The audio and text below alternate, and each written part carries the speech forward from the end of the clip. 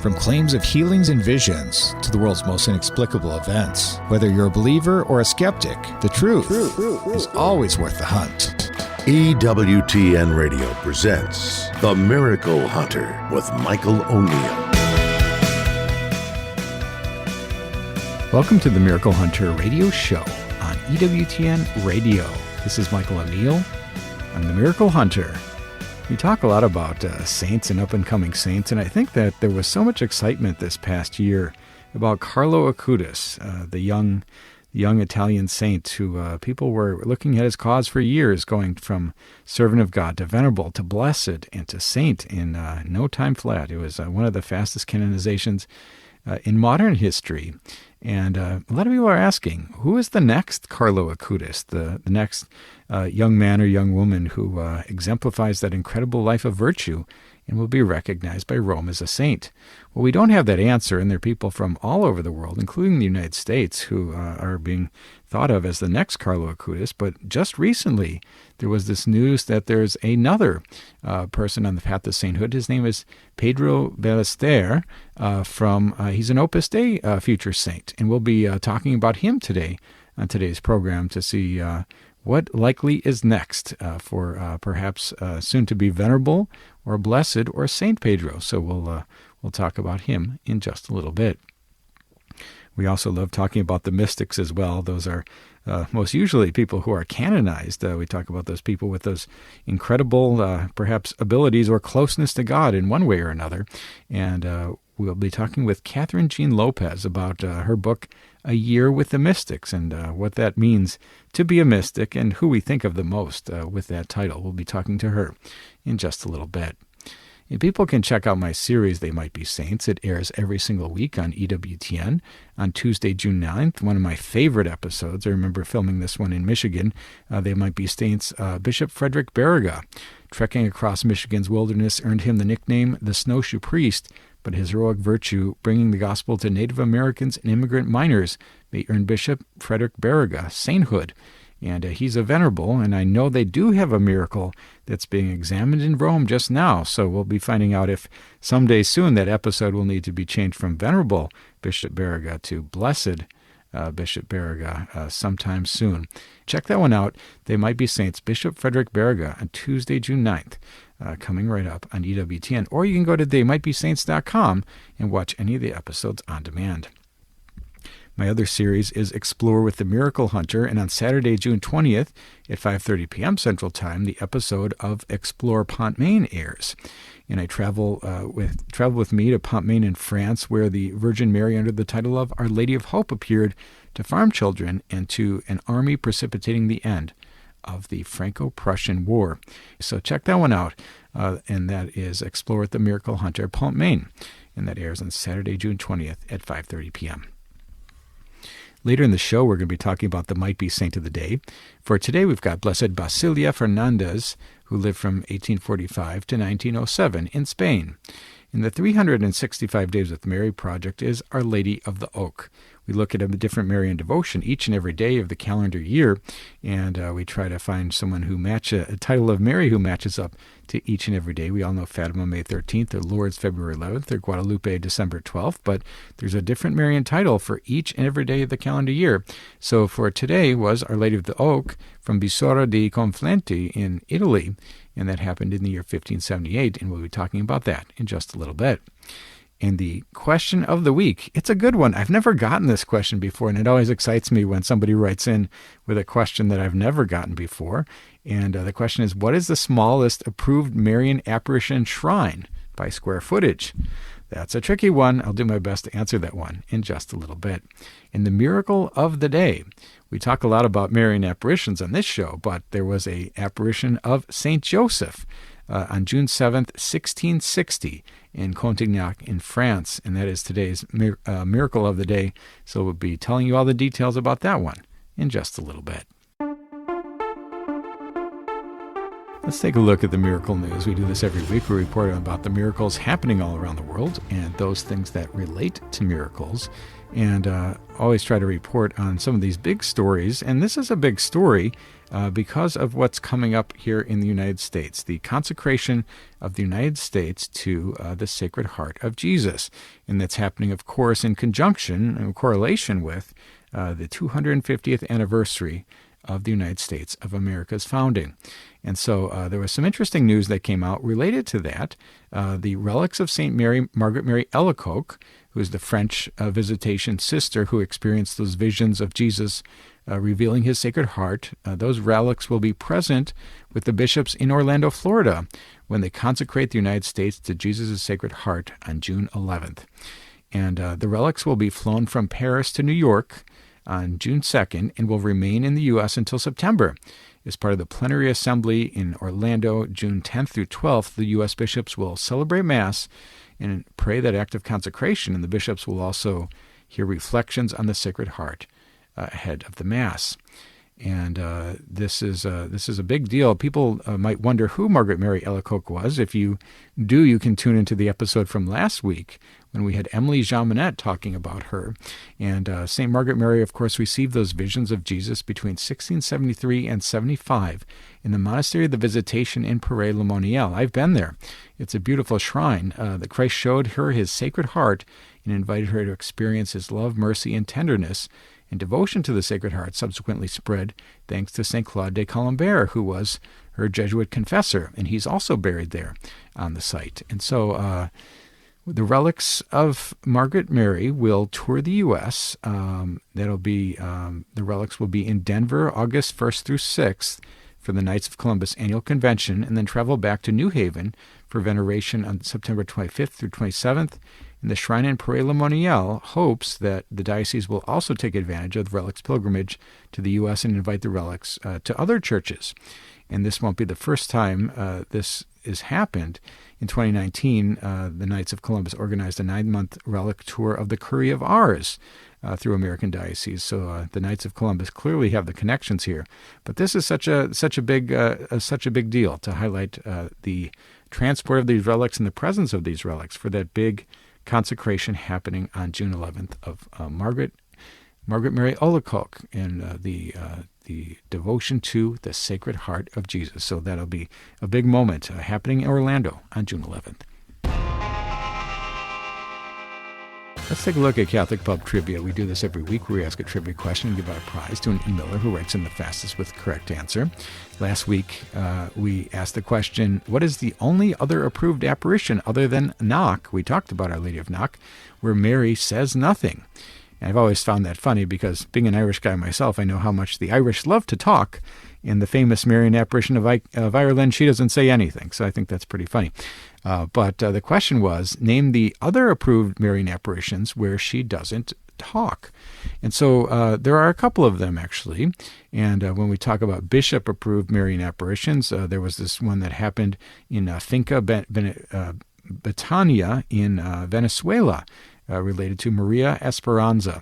And that was a remarkable occasion that on March 25th, 1984, a group of over 100 people were said to see Mary at the same time, and she didn't say anything. And there was also, of course, the occasion that we talked about earlier in this show, Our Lady of Hope from Pont-Main in 1871. At the end of the Franco-Prussian War, Mary appeared to some children there in Pont-Main. And when she appeared, she had these messages that were unfurling on banners to the children there in French, but she didn't say anything. So those are the two main cases that I can think of that where we have approved apparitions where Mary doesn't say anything. So thanks for everybody who wrote in for that one. Now the question for this week, we are talking today about a new future saint, Pedro Ballester, who is age 21 when he passed away. So he would be one of the very youngest saints in the entire world if he were to be canonized someday. And so the question is, who is the youngest American venerable, blessed, or saint? If you think you know that answer, want to win the prize, the image of the faces of Mary, send me an email to questions@miraclehunter.com. And maybe you'll have the right answer, and answers and winners will be posted on the show page of miraclehunter.com. We need to take a short break, but when we come back, we're going to be talking with Jack Valero about the new possible Opus Dei saint, Pedro Ballester. Stay with us for that.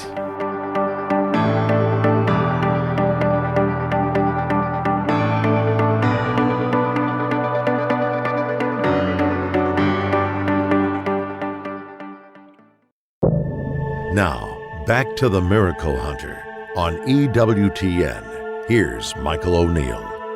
Welcome back. You're listening to the Miracle Hunter radio show on EWTN Radio. This is Michael O'Neill. I'm the Miracle Hunter.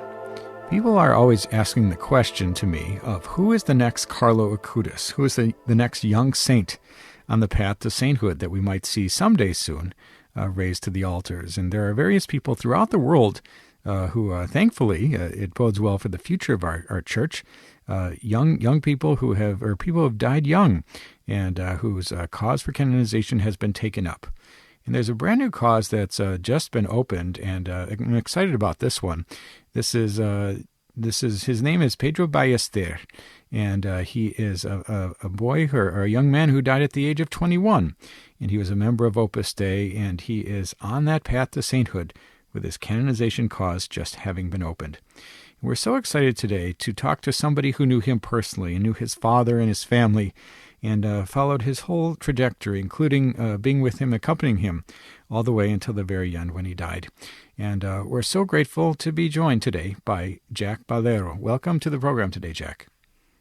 Thank you for inviting me. It's great news that Pedro is now going to be much better known through the opening of his course and all the things we're going to hear about him. Wonderful. And I think that many people are excited when they see the photo of Pedro and hear of his age and are so excited to see, perhaps, as I mentioned, the next Carlo Acutis. People are excited to see young saints. Tell us a little bit. Who was Pedro? You knew him and his family personally. Sure. Pedro was born to Spanish parents in England, in Manchester. He lived in and around Manchester all his life, and that's where he eventually went to hospital and died. And he was a normal boy, very friendly guy, he had lots of friends. People really liked to be with him, but quite normal. You know, he liked sports, he liked games, he liked animals, he liked messing around, you know, like everyone.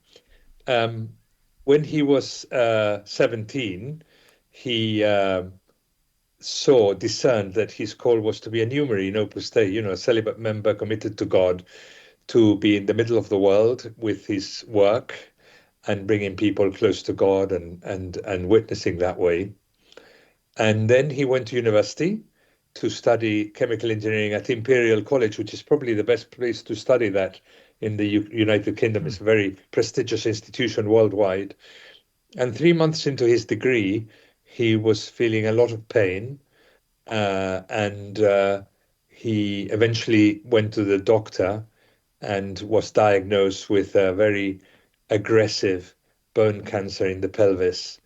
There followed, after that, 3 years of treatment, up and down. At some point, it seemed as if he had been cured. He felt feeling much better.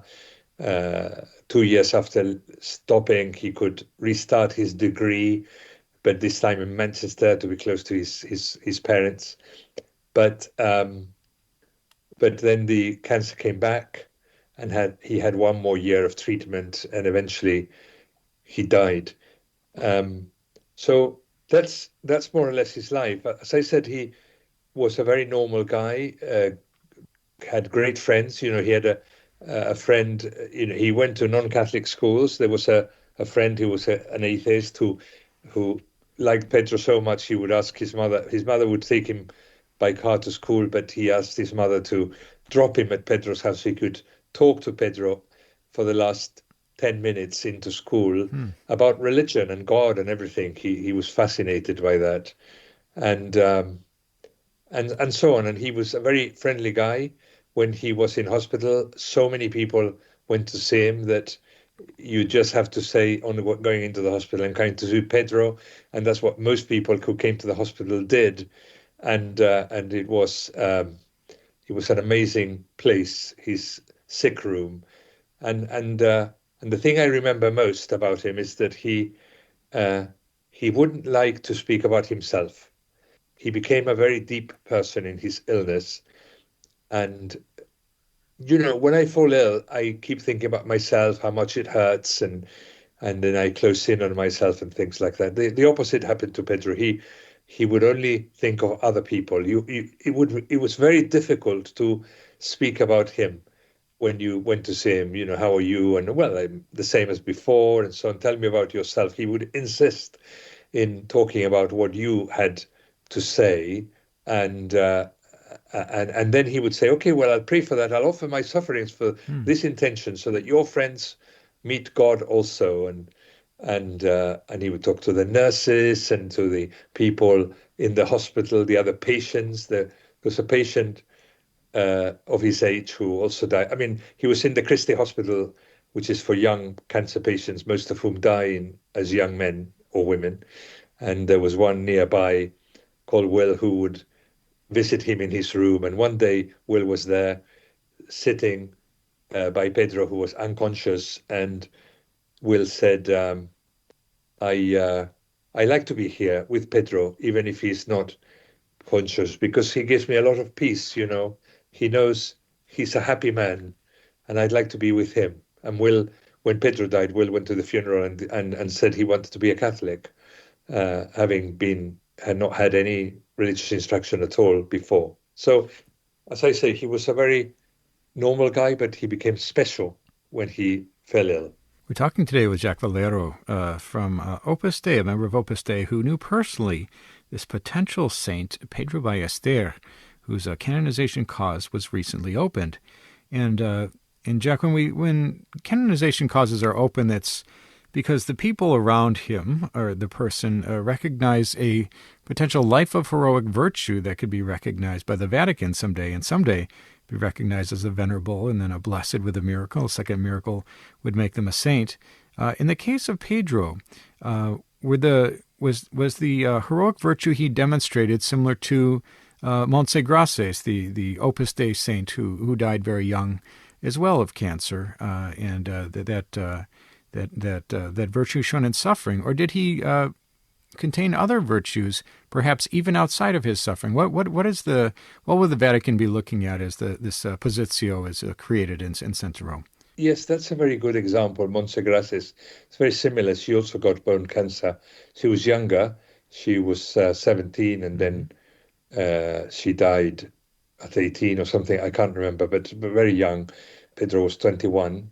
I think the course was opened because there was a groundswell of devotion to Pedro. Many people, when he died, said, I was helped by Pedro. I was moved by Pedro. I was inspired by Pedro. And we started receiving testimonies.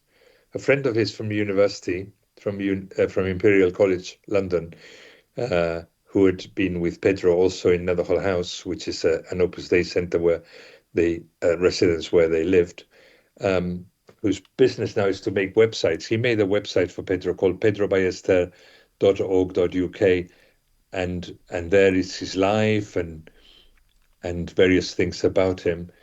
And we started receiving testimonies there in the website of people who had prayed to Pedro and received a favor from God. And now we have received something like 250 of these, which is a lot for, it's a relatively short period since he died, 8 years, and the website has been up for about 6. And in this time, we've got 250 people writing in saying, I've got a favor from praying to God through the intercession of Pedro. So much so that we've made a video about it. There are 2 videos on Pedro in YouTube, which are freely accessible to anyone who wants to watch them. The first one is called I Have Never Been Happier, which is a biography of Pedro, explaining who he was and what he did. And the second one is A Friend in Heaven, which is about devotion to him, because we were seeing this devotion growing everywhere, from Croatia to Spain to Brazil to Seoul and to Kenya. And we were thinking, this is not normal. There's something really special going on here. So we made that documentary. So those 2 documentaries are there.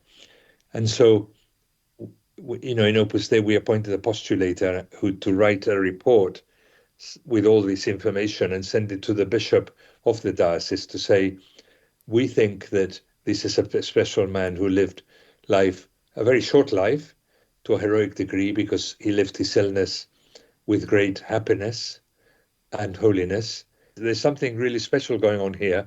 So let's start the process, interview the people who are listed in, as people who knew him, Catholics or not Catholics, and then discern whether he lived a life of heroic virtue, and indeed whether there is devotion to him around the world because he had lived a special life. So that's what the course, the starting of the course means, that now we're going to, the church, the official church, because is the bishop and a notary and an investigator that the bishop has appointed.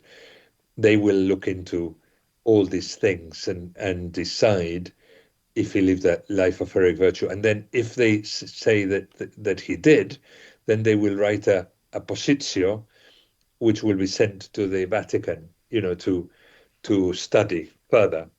But as I say, he was a very, I become sometimes unhappy when I'm ill. He remained a very happy person. And when at the end of his life, somebody asked him, Pedro, are you happy? And Pedro had been suffering for 3 years. He was 2 weeks from death.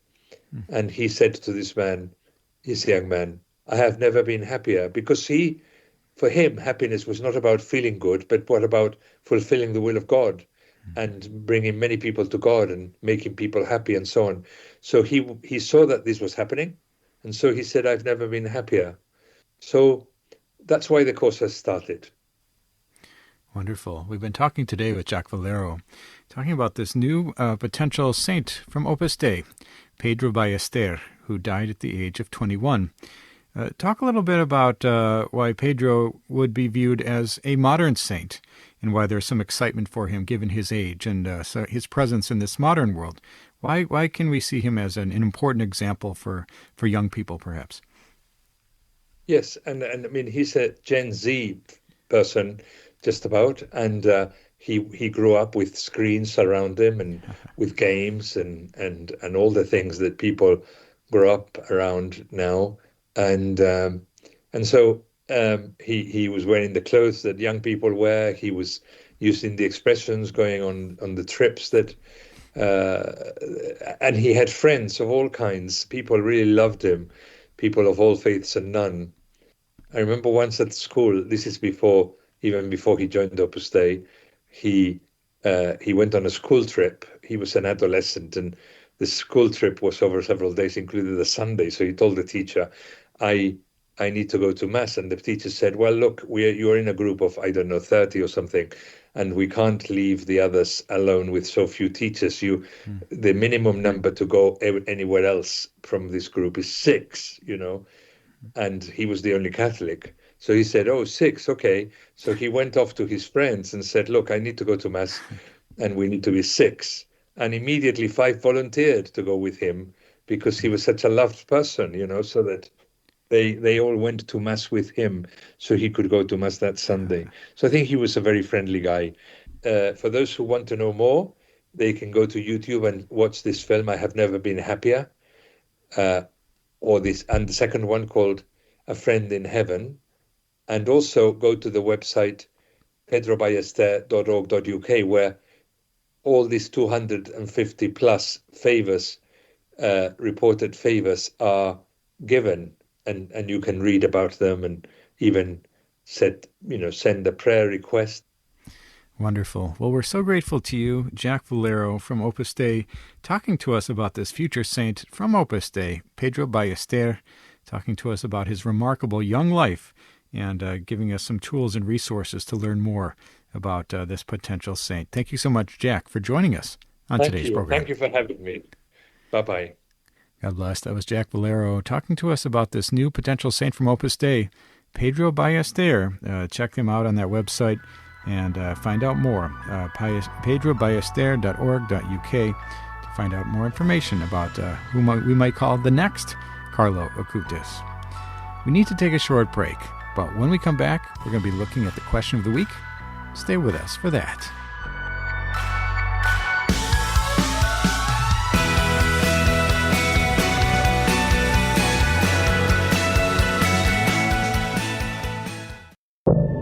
Now, back to the Miracle Hunter on EWTN. Here's Michael O'Neill.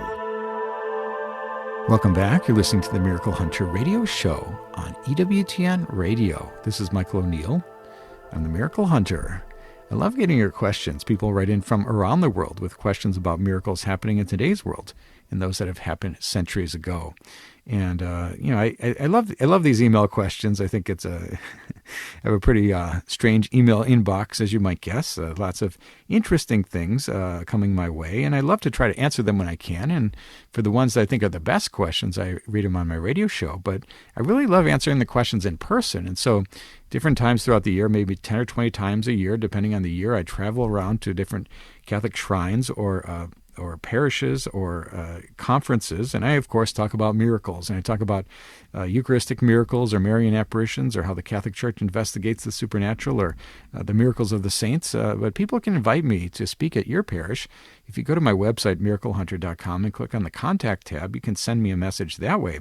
I usually speak for about 45 minutes, and at the end, I always open it up to questions, and that usually goes 10, 20, 30 minutes or more, just hearing what people are thinking about related to miracles, trying to answer everybody's questions. But people can find me there through my website, and maybe I'll be speaking at a parish near you sometime soon.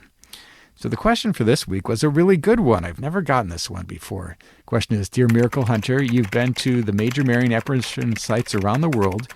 Would you say that the shrine in Champion, Wisconsin site is the smallest by physical dimensions? Thank you, Marian. Well, thanks, Marian, for your great question. I've never gotten that one. It's pretty interesting, right? There are shrines big and small around the world, but when we talk about the shrines related to approved Marian apparitions, what comes to mind, I think of Lourdes or Fatima or Guadalupe. If you've been to any of those places, those are absolutely incredibly huge locations that have been developed over centuries now, and they're quite enormous. But there are different Marian apparitions throughout history, and we talk about the approved ones, and there's something like 30 where the local bishop has declared something as worthy of belief in the supernatural character of the event. And so if I think to all the Marian shrines around the world that I've been to, and I've been to most of them, as the ones that have approval of the Church, how do they compare to Champion, Wisconsin, the site of the one and only approved Marian apparition in the United States? And I can only think of a couple that might be smaller. And come to think of it, one of them that I was going to mention was Our Lady of the Miracle in Rome, that apparition experienced by that atheist Alphonse Ratisbonne. And he had that incredible conversion where he converted and became a priest and founded an order for the conversion of the Jews. That church, Sant'Andrea delle Frate, as it's called in Rome, isn't a very big church, but it is much bigger than the church there in Champion. And then I think about Our Lady of in Banu, 1932, that vision of Mariette Becco. That's a sprawling property, but the shrine itself is quite small. And then probably the one that is even smaller, though, than Champion. Maybe the Virgin of Revelation in Tre Fontana in Italy. That was never an fully approved Marian apparition. They said it was worthy of belief in public devotion anyway, but the supernatural character has never been established. That one is a large property as well, but the shrine is kind of a small outdoor shrine, so that one might be smaller, but it doesn't have that full level of approval. So my answer would be that it might be Morang in Belgium in 1932, where Mary appeared to some school children, and the apparition site there is quite small. And the church itself is, in some ways, it's more like a chapel, and it is smaller than Our Lady of Good Help in Champion, Wisconsin. So thanks, Marian, for that great question. And if you have a question for the Miracle Hunter, send me an email to questions@miraclehunter.com, and maybe I'll be reading your question on the air next week. Let's take a look at the 365 Days with Mary project. We do this every week, where we talk about the Marian devotion of the day as it lines up exactly to the day's date. For today, we have Our Lady of the Oak from Visora di Confiente in Italy in the year 1578. And the story goes that the Mother of God appeared on June 7th, 1578, to a lowly shepherd named Lorenzo Foligno. And the young man was resting in the shade when he heard sweet music and saw the Virgin Mary surrounded by angels in a large oak tree. and she asked him to tell the priest to build a church, and after apparitions to other people, the church was finally built. And the place became a place of pilgrimage, and there were also votive icons, and one of them was a large stone in the shape of a foot, referred to as the Lady of the Tread. In 1921, a fire destroyed the shrine, but in 1958, it was rebuilt in the same place as it was today. And Our Lady of Visora is venerated with the title Madonna della Quercia, which is Our Lady of the Oak. For more information on 365 Days with Mary project, you can go to the website 365dayswithmary.com, pick up the book, download the free app from the iOS App Store, or connect to the Facebook page of 365 Days with Mary, where you can join any of 10,000 other followers who follow along and get a different Marian title each and every day of the calendar year. Let's take a look at the miracle of the day. We always try to do this where we find a miracle that happened on the day's date in some year in Christian history.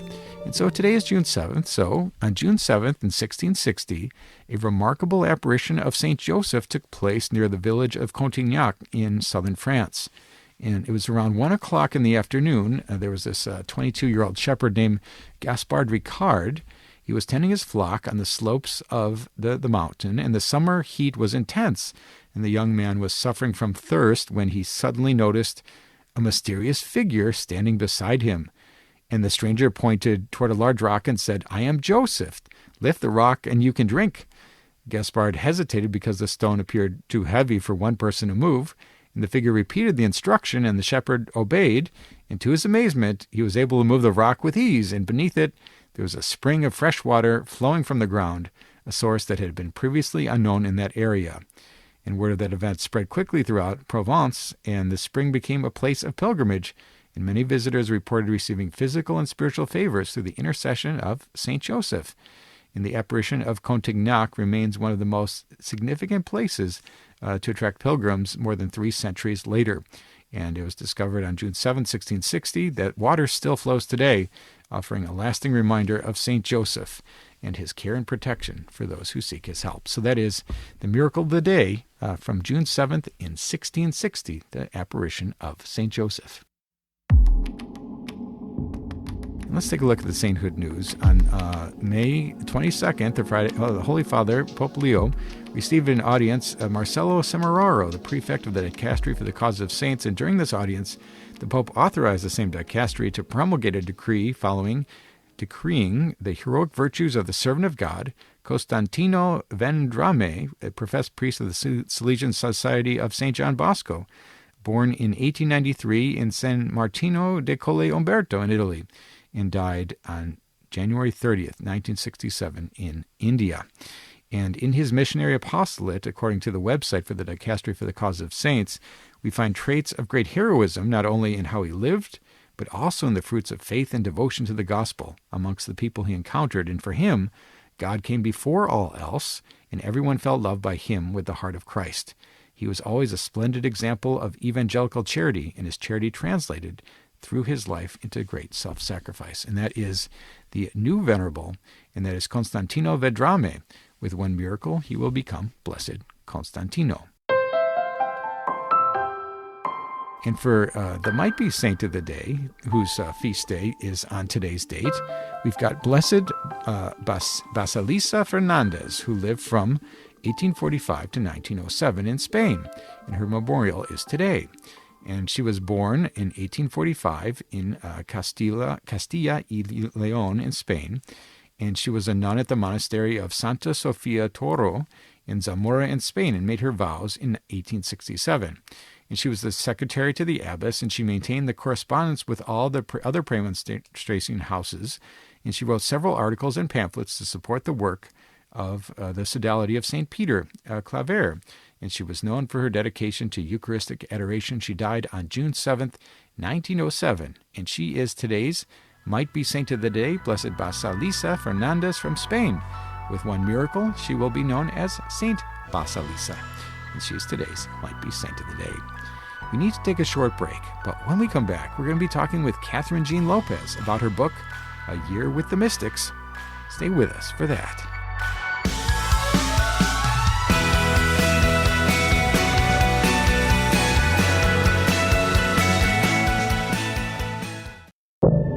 Now, back to the Miracle Hunter on EWTN. Here's Michael O'Neill. Welcome back. You're listening to the Miracle Hunter radio show on EWTN Radio. This is Michael O'Neill. I'm the Miracle Hunter. Well, through God's grace and blessing for working with EWTN, I've been able to travel all around the world to incredible shrines and other places of miracles. And as I've done so, I've been able to see places of grace and mystics where they have shrines and otherwise dedicated to these great saints, wonder-working saints perhaps, people who have a special connection with God perhaps, or something else entirely. But we call them mystics, and there's a handful of famous ones throughout Christian history. And I'm so excited about this book. There's a book that's out from Tan Books, who's one of my publishers as well, and they've come out with this book, A Year with the Mystics. And this book came out a couple years ago, and it's written by Kathryn Jean Lopez, a longtime editor at the National Review and author of numerous Catholic books. And we're so excited to have Kathryn on the show. Welcome to the show, Kathryn. Thank you, Michael. It's so good to be on. I think the last time I saw you in person was actually, speaking of holy people, was at Michael McGivney's beatification, or the night of. It was by yes, that is correct. We were getting ready to do the interview for an episode of They Might Be Saints, and you were there. And that was it was a Halloween canonization, if I remember, or beatification, I remember. Yeah, and it was during COVID, so people were wearing Michael McGivney masks, not the Halloween kind, but the COVID kind. The night that Columbus provided. Yeah, exactly right. So good memory on that.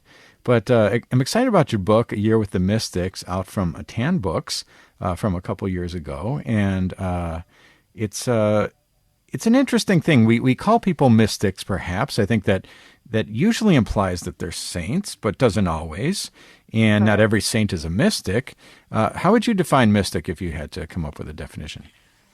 Well, if you go to the Catechism, it talks about mysticism being union with God.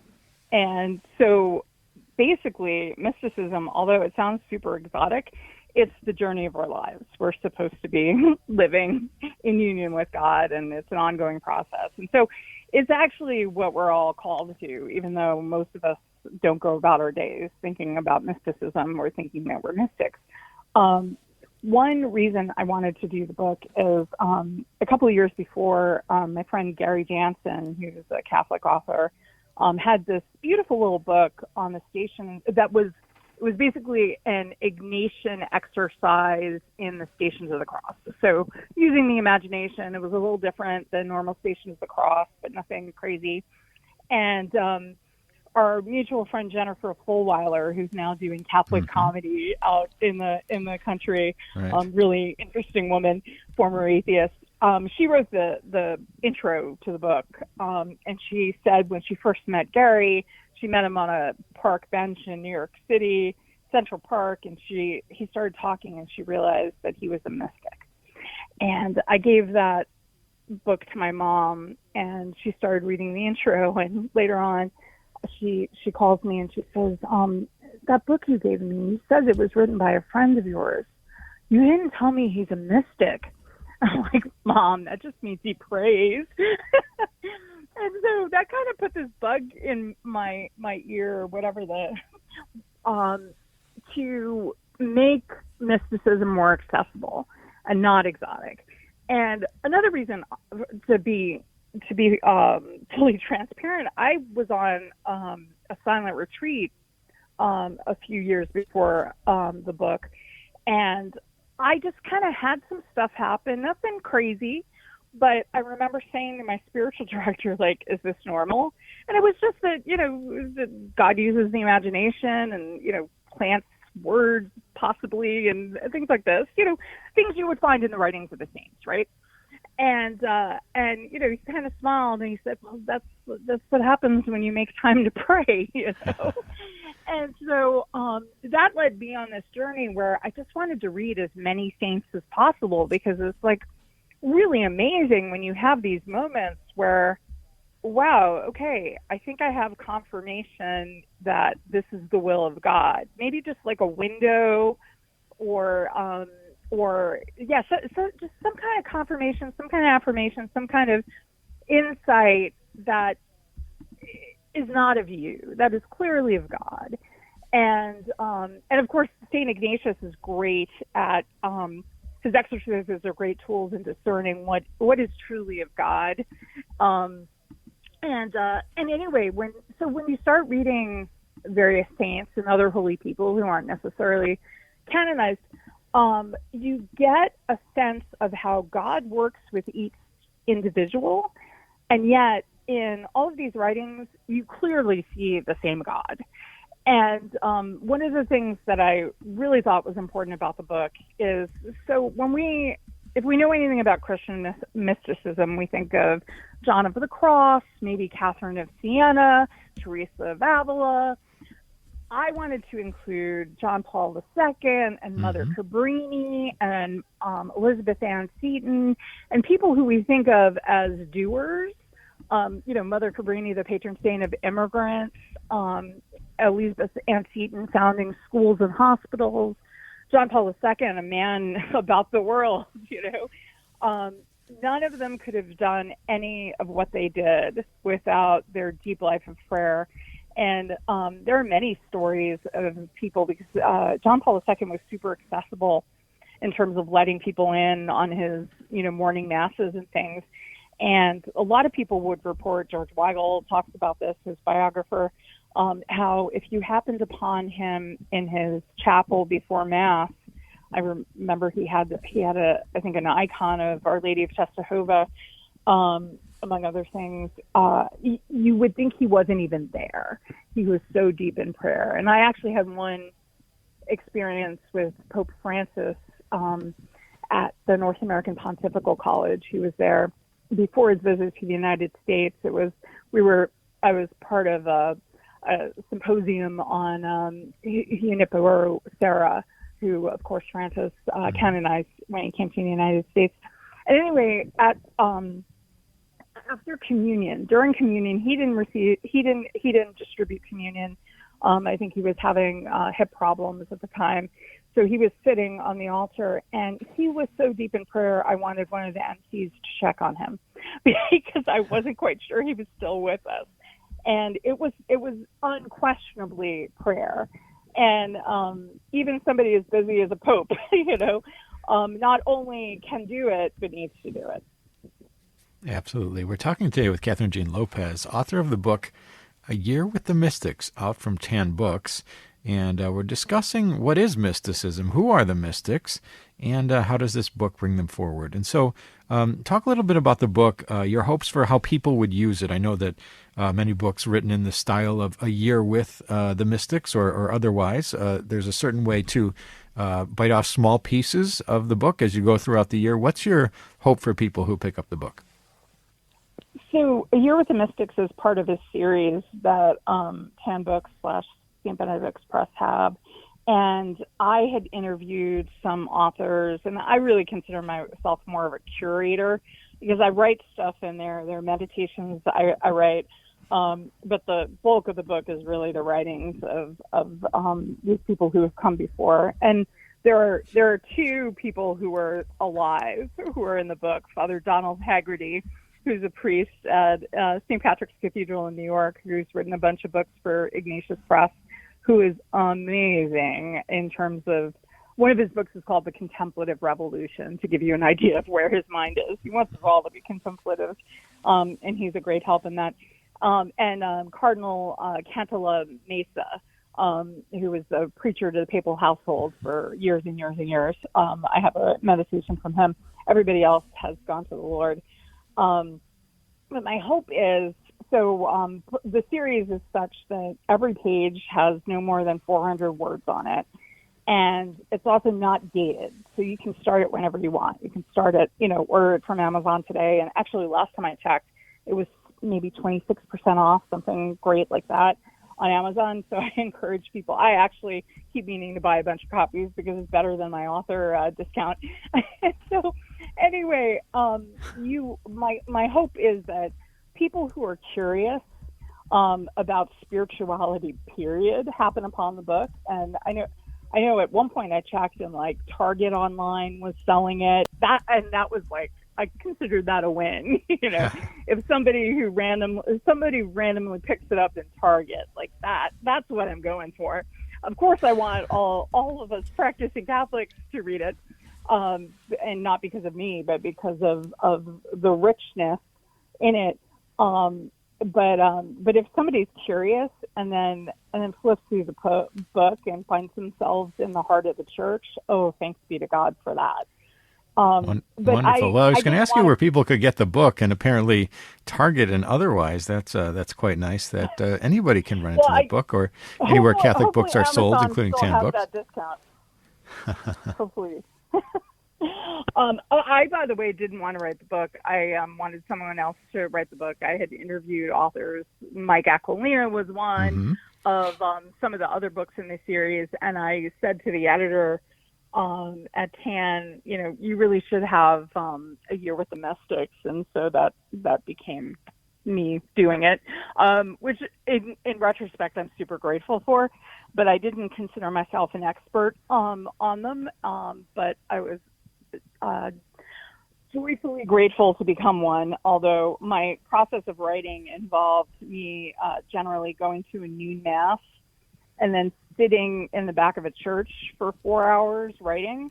And I'm pretty sure there are a lot of priests in New York and Washington, D.C. who think I'm a homeless person with a laptop. But they were very kind, and nobody shooed me away. Well, sometimes books are hard to write, so you got to pick your spots that work. But right. Well, and in front of the Blessed Sacrament, you can't beat. And it also, I work at a magazine, a National Review, and I'm paying attention to the news all the time. So locking myself in a church and not looking at the news seemed like the only way to get this done. Absolutely. Well, we're so grateful to you, Kathryn Jean Lopez, for joining us on today's program, taking a break from your editing at the National Review to talk about your book from just a couple years ago, A Year with the Mystics, out from Tan Books. People can go to the Tan Books website or anywhere Catholic books are sold to find this one. And as we'll give you one last parting shot. What would your hope be for the person who stumbles on this book in Target or otherwise picks this one up? What would your hope be for them getting to know the mystics? Oh, well, I've been praying since before it was published that anybody in that boat, or anyone, frankly, who is a baptized Catholic who fell away, who happens upon the book for one reason or another, finds themselves back in church or in church for the first time. And I also pray that people are there to receive them, because that's not always a given. And the Holy Spirit makes sure that happens.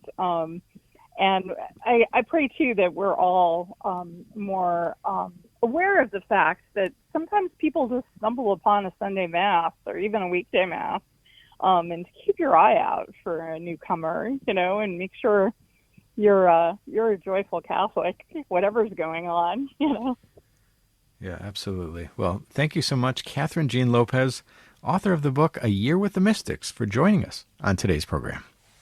Well, thank you for the beautiful work you do, Michael.